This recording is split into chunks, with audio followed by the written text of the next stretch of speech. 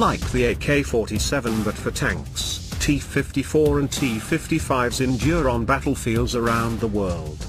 Simple to operate and maintain, these decades-old Soviet armored beasts are still popular in small nations and with non-state irregular forces a true people's tank. If a coup or fratricidal civil war breaks out in one of Moscow's current or former beneficiaries, there's good chances T-54 or T-55s are taking part. When Afghanistan collapsed in the 1990s, the Taliban and Northern Alliance coalition both inherited T-55s formerly belonging to the communist government. The tanks served in Yugoslavia's multi-sided civil war during the same decade. Today, captured Iraqi and Syrian T-55s serve under the black flag of Islamic State and other rebel groups fighting in the region. For these insurgent armies, the 60-year-old tanks are just as useful as far more modern designs such as the M1 Abrams. At the end of World War II, the Soviet Union's tank arsenal consisted largely of T-34 medium tanks, along with smaller numbers of IS-2 and IS-3 heavy tanks. While the T-34 series had performed outstandingly in the war against Nazi Germany, the Soviets considered its leaf spring suspension and 85mm gun to be outdated. The later IS series tanks standing for ISIF Stalin had proven themselves more than a match for Germany's best panzers. Unfortunately, the crews had to load huge 122mm shells and propellant charges separately into the cannon, giving the vehicle a low rate of fire and ammunition reserve. The Soviets built the more obscure T-44, which did not see combat action, in an attempt to reduce the T-34's profile with a squat turret and a sunken hull structure.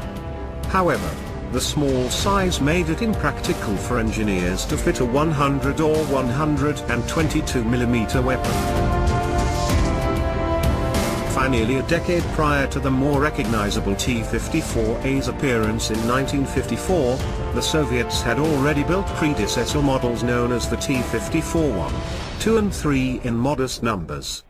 These versions usually had a counterweight on the main gun muzzle rather than the distinctive bore evacuator device that keeps noxious fumes from blowing back into the turret. It's hard to tell the difference between the different models, but looking for these features is the easiest way.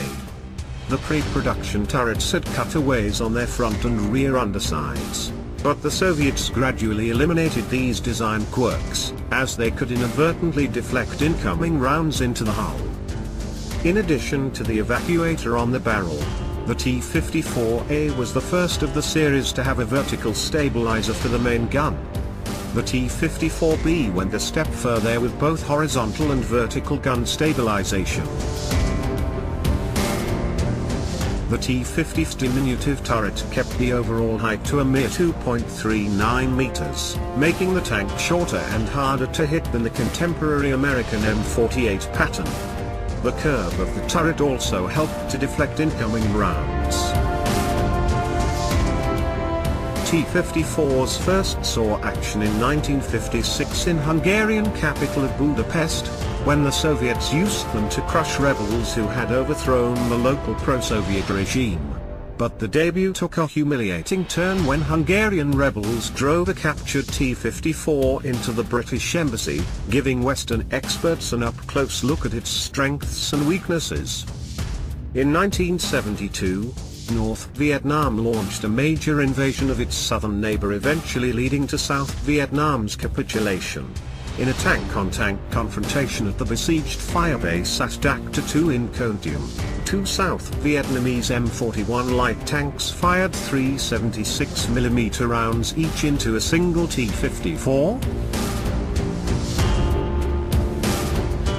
The T-54 took some damage, but easily destroyed the lighter US-made vehicles.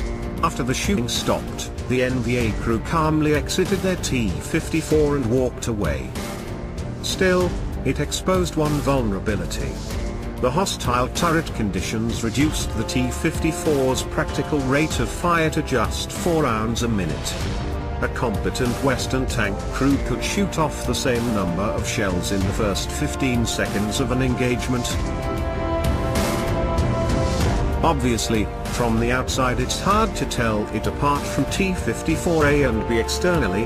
The only reliable clue is the absence of a mushroom-shaped ventilation fan on the T-55's roof. Most of the new tank's improvements were internal. The T-55's PAZ overpressure system helped seal tankers inside and could keep out radioactive dust from a nuclear strike. The Soviets stuffed in another 9 rounds for the main gun, too. Engineers replaced the World War II-era SGM machine gun next to the main cannon with the new BKT. In 1961, the further upgraded T-55A received anti-radiation lining, an air filtration system to scrub out chemical and biological agents, and it dispensed with the hull-mounted machine gun. Another reason why it's so difficult to tell these tanks apart is because older versions were often rebuilt to the same standards as later ones. For instance, the T-55 originally did not feature an external DSHKM heavy machine gun on the loader's hatch, like the T-54. Soviet commanders found the weapon to be useless against jet fighters. But these massive automatic weapons returned when the tanks underwent depot refurbishment. Unlike fast-moving jets, new attack helicopters were more likely to engage the tanks at closer ranges and at lower speeds. While the T-54-55 has become ubiquitous, the tank has typically been on the losing side when fighting comparable or more advanced Western designs. The T-54-55 suffers from abysmal crew conditions, shoots miserably slow, rides bouncily and has a tendency to throw its tracks. But lackluster training, tactics and leadership and the superior standards of their Western-backed enemies in the same skills were more responsible than design faults for the vehicle's wartime defeats. North Vietnamese tank crews were often poorly trained, leading to weak cooperation with infantry and resulting in unnecessary casualties from South Vietnamese tank hunters armed with portable M72 rockets. Likewise, Syrian T-55s in the 1973 Yom Kippur War greatly outnumbered Israeli tanks, but the Israelis shot the Syrians down in droves from the Golan Heights. As for the liberation of Kuwait in 1991, Iraq left its tanks in stationary, dug-in positions in the desert. Still, the T-55's major selling points continue to be simplicity and availability. Factories in the USSR built an estimated 50,000 vehicles, and that's a conservative estimate.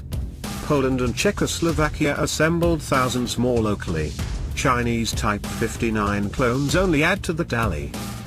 Specialist T-55 variants with mine-clearing rollers, bridges, flamethrowers and recovery cranes were produced alongside the gun tanks, too. The Soviets used the same chassis for its ZSU-57-2 self-propelled anti-aircraft gun and the newer BTRT heavy personnel carrier. In successive wars with its Arab neighbors during the 1960s and 70s, Israel captured hundreds of T-55s. Israeli troops turned the tank nicknamed Diran or Dictator in Hebrew against its former owners. Engineers eventually swapped out the Soviet main guns with the superior British-designed 105mm L7. With a replacement cannon, the vehicles could use the same ammunition as any other Israeli tank of the day. When Israel retired its Dirans, some of the hulls became the basis for the Akzeret, literally meaning cruel heavy armored personnel carriers. Other countries added their own indigenously manufactured components for both domestic and export use. Some of these local variants, such as the Romanian TR-85M, have little resemblance to the Kremlin's original design.